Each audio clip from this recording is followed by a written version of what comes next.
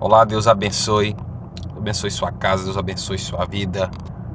Vamos refletir um pouco sobre a palavra de Deus. Eu tenho um assunto para falar com você sobre se colocar na brecha e intercessão. Queridos, Ezequiel capítulo 22, no versículo 30, diz o seguinte: E busquei dentre eles um homem que estivesse tapando o muro, e estivesse na brecha perante mim por esta terra, para que eu não a destruísse, mas a ninguém achei. Irmãos, aqui Deus falou através de Ezequiel, porque Israel estava mergulhada em idolatria, em sangue, maldade, sabe?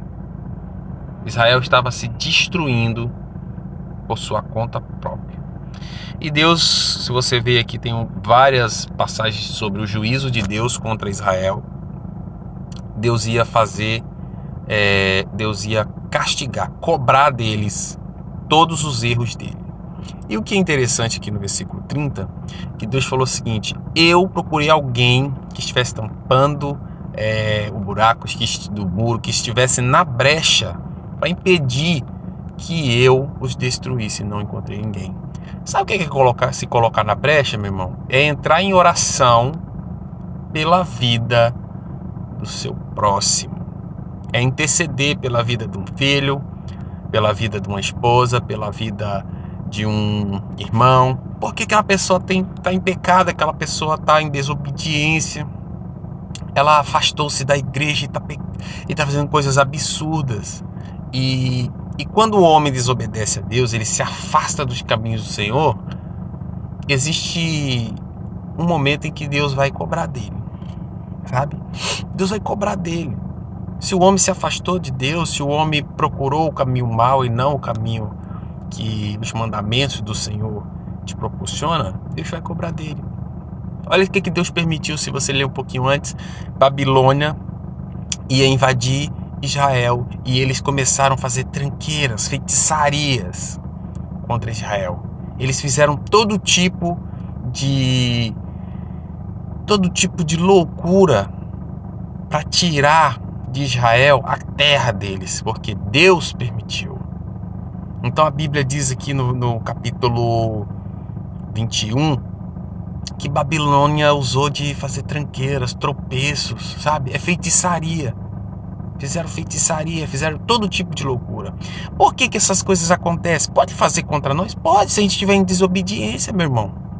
Tem gente que tem medo de macumba, disso, daquilo. Irmão, eu tinha medo disso, eu não tenho mais não, porque eu não estou em desobediência, eu estou obedecendo a Deus, o que Deus tem falado comigo. Se você está obedecendo, se você está ouvindo o Espírito Santo, por que você tem com medo de macumba, com medo de feitiçaria, bruxaria e essas coisas? Só obedece, irmão. Se você se afasta dos caminhos do Senhor, você está sujeito a isso.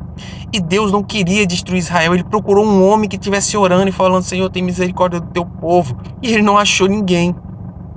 Isso é se colocar na brecha. Você entrar na brecha da vida de alguém para você ajudar aquela pessoa em oração, interceder e Deus ter misericórdia. E Deus criar um caminho pela vida daquela pessoa e Deus reconduzir aquela pessoa. Então o que eu queria dizer para você, irmão, não desanima, não para de orar, não para de orar para quem você ama, por quem você sabe que está afastado, que saiu, que está longe dos caminhos do Senhor. Não para de orar. Se você parar de orar, o que vai acontecer? Deus não vai fazer nada pelaquela pessoa, porque Deus ouve a oração do reto, Deus ouve a oração do justo, Deus ouve a oração do servo obediente. Às vezes aquela pessoa fez um monte de coisa errada, tá fazendo um monte de besteira, um monte de maldade, de loucura, e você tá ali de joelho. E Deus vai ali e resgata aquela alma. Deus tem misericórdia daquela alma. Então se ponha na brecha pelos teus filhos. Se ponha na brecha pela tua esposa, pelo teu esposo. Se ponha na brecha pelos teus amigos, pelas pessoas que estão próximas de você, pelos teus irmãos. Porque tudo é nosso, sabe?